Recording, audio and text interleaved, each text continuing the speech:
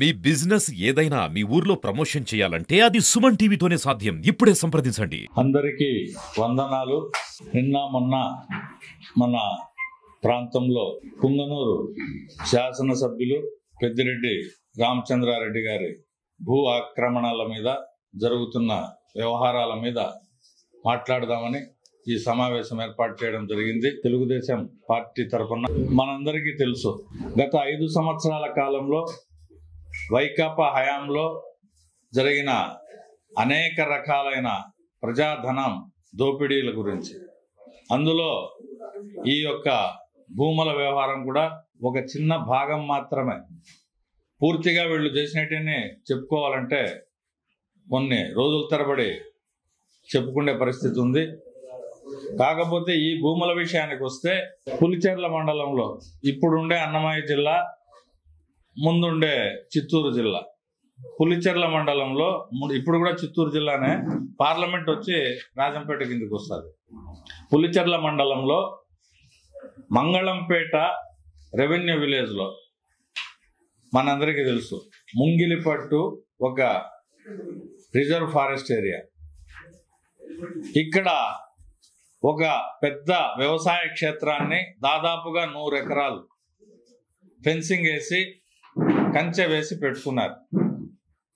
పెద్దిరెడ్డి రామచంద్రారెడ్డి ఆయన కుటుంబీకుల పేరుతో ఉంది.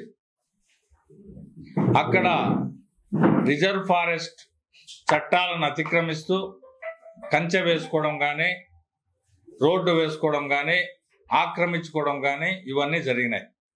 ఇవన్నీ మన భారత రాజ్యాంగంలో ఉండే చట్టాలకు వ్యతిరేకం. రోడ్లు వేయకూడదు. మీకు తెలుసు, ఒక చిన్న ప్రాజెక్టు కట్టినప్పుడు అటవీ ప్రాంతం ముంపునకు గురైతే ఫారెస్ట్ డిపార్ట్మెంట్ నుంచి క్లియరెన్స్ తెచ్చుకోవాలంటే ఎంత కష్టమో మనందరికీ తెలుసు. ఎవరైనా ప్రజలు అటవీ ప్రాంతంలో గుళ్ళు గోపురాలు ఉండి చిన్నపిల్లలను తీసుకుపోయి పుట్టు వెంట్రుకలు తీర్చుకోవాలన్నా కూడా అక్కడికి రోడ్డు సౌకర్యాలు లేవు. కారణం ఏమంటే అది అటవీ ప్రాంతమే ఉంటుంది. ఒక్క చదరపు గజం కూడా వాళ్ళు వదలరు. అటువంటి ప్రాంతంలో ఇంత పెద్ద వ్యవసాయ క్షేత్రం ఎలా వచ్చింది అని అడిగితే, ఈనాడు దినపత్రికలో వార్త వస్తే దాన్ని చంద్రబాబు నాయుడు గారు ప్రచారం చేయిస్తున్నారని పెద్దిరెడ్డి రామచంద్రారెడ్డి గారు చంద్రబాబు నాయుడు గారి మీద అభాండాలు వేయడం. చంద్రబాబు నాయుడు గారికి రాయించాల్సిన అవసరం ఏముంది? మీరు చేసిన నిర్వాకాన్ని పత్రికా సోదరులు ప్రజలకు తెలియజేస్తూ ఉంటారు. తెలుగుదేశం పార్టీకి ఏ సంబంధము లేదు. తెలుగుదేశం ప్రభుత్వం మాత్రం ఖచ్చితంగా విచారణ చేయిస్తుంది. అప్పుడు కిరణ్ కుమార్ రెడ్డి గారు ఉన్నప్పుడు మాకు క్లీన్ చిట్ ఇచ్చినారని మీరు చూపిస్తున్నారు. ఈరోజు నిన్న తిరుపతిలో విలేకరుల సమావేశం ఏర్పాటు చేసి, చూడండి మాకు ఫలానా అధికారి క్లీన్ చిట్ ఇచ్చినాడు అని చెప్తున్నారు. అట్లాంటివి చాలా ఉండే. నమ్మకస్తులైన అధికారులు ఉన్నప్పుడు కొంతమంది వాళ్లను లోబర్చుకొని తీసుకున్న సర్టిఫికెట్లు కాదు, ఇంకా లోతైన విచారణ జరగబోతా ఉంది. నిన్ననే దాని మీద ఒక కమిటీ వేసినారు. ఇన్వెస్టిగేటింగ్ టీంను చిత్తూరు జిల్లా కలెక్టరు, చిత్తూరు జిల్లా ఎస్పీ, చిత్తూరు జిల్లా ఫారెస్ట్ అధికారులు కలిసి జాయింట్ టీము వేసినారు. అక్కడ ఆ రెవెన్యూ విలేజ్లో, మంగళంపేట రెవెన్యూ విలేజ్లో 295, 296 సర్వే నెంబర్లు ఉన్నాయి. మనం 1952 రికార్డులు చూసుకుంటే అక్కడ కేవలం 23 ఎకరాల భూమే ఉండాలి. 2 సర్వే నెంబర్లలో కలిసి 17 ఎకరాలు ఒక దాంట్లో, 5 ఎకరాలు ఒక దాంట్లో, 22 ఎకరాల చిల్లర 23 ఎకరాల దాకా ఉండాలి. అంతే ఉండాలి, ఎప్పటికీ అంతే ఉండాలి. దాన్ని సబ్ డివిజన్ చేసినా అంతే ఉండాలా, సబ్ డివిజన్ చేయకపోయినా అంతే ఉండాలి. ఆ భూమిని పెద్దిరెడ్డి కుటుంబీకులు కొన్నారు. కొన్న తర్వాత విచిత్రంగా ఆ భూమిని సబ్ డివిజన్ చేస్తే భూమి 25 ఎకరాలు ఉండే భూమి 50 ఎకరాలు అయిపోయింది. ఇది ఎలా సాధ్యం? సబ్ డివిజన్ ఏ పర్పస్ కోసం చేస్తారు, ఎందుకు చేస్తారు? 25 ఎకరాల భూమి సబ్ డివిజన్ చేస్తానే 50 ఎకరాలు ఎందుకు అయింది? 50 ఎకరాల భూమి మళ్ళీ రిజిస్టర్లు వేరే వాళ్ళ పేర్లతో చేర్చుకుంటానే 75 ఎకరాలు అయిపోయింది. మీకు వివరాలు అన్నీ ఇచ్చినాను రాసి, పేర్లతో సహా. వాస్తవంగా ఆ 2 సర్వే నెంబర్లు పట్టా భూములే.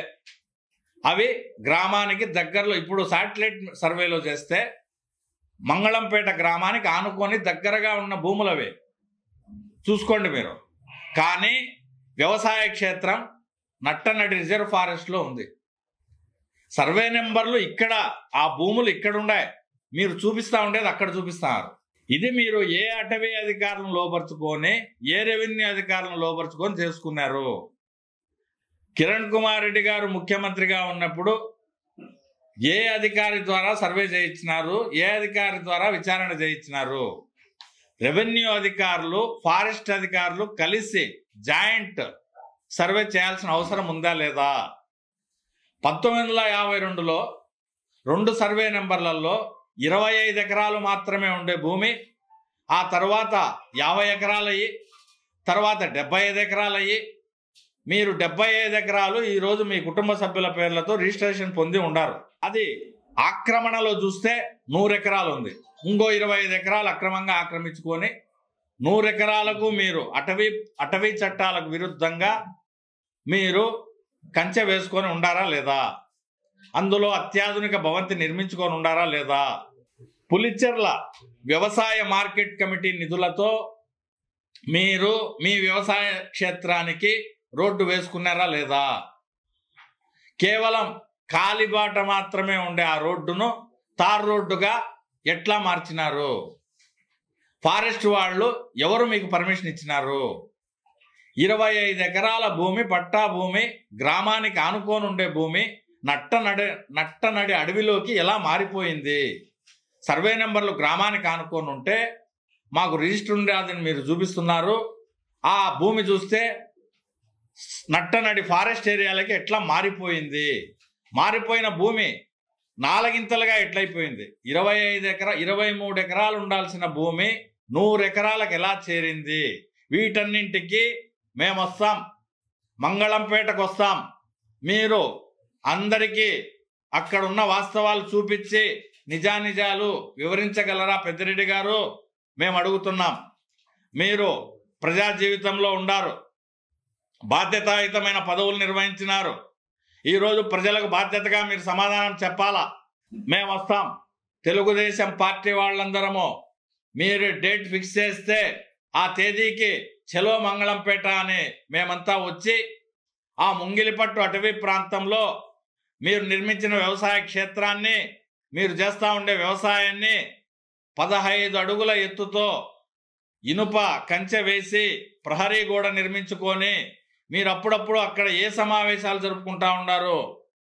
ఇవన్నీ మాకు చూపించి వివరించగలరా? ప్రజలకు వివరించాల్సిన బాధ్యత మీకుందా లేదా? మమ్మల్ని రమ్మంటారా? మేము వస్తాం. ఈ అక్రమాలన్నిటి మీద జిల్లాలో కమిటీ వేసినారు ముఖ్యమంత్రి గారు. దీని మీద విచారణ జరగబోతా ఉంది. నిజానిజాలు నిగ్గు తేలుస్తాం. దాని మీద ఉండేటువంటి రికార్డుల్లో ఎక్కడెక్కడ ట్యాంపరింగ్ జరిగిందో బయట పెట్టి ప్రజల ముందు ఉంచుతాం. మీరు చూసినారు ఇంతకుముందు ఇడుపులపాయలో వైఎస్ రాజశేఖర రెడ్డి గారి హయాంలో జరిగిన ఆక్రమణ. ఈరోజు అక్కడ త్రిబుల్-ఐటీ ఎలా వచ్చింది? అక్కడ నెమళ్ళ పునరుత్పత్తి కేంద్రం ఎలా వచ్చింది? తెలుగుదేశం పార్టీ పోరాటం జరిపింటేనే ఆక్రమించుకునే భూములన్నీ వెనక్కి ఇచ్చేసినారు. అంతులేని సంపద అక్కడంతా ఆక్రమించుకొని చేస్తే తెలుగుదేశం పార్టీ 20 సంవత్సరాల కిందట పోరాటం చేస్తే తర్వాత అక్కడ త్రిబుల్-ఐటీ కట్టడం జరిగింది. ఇవన్నీ తెలుగుదేశం పార్టీ పోరాటాల ఫలితమే.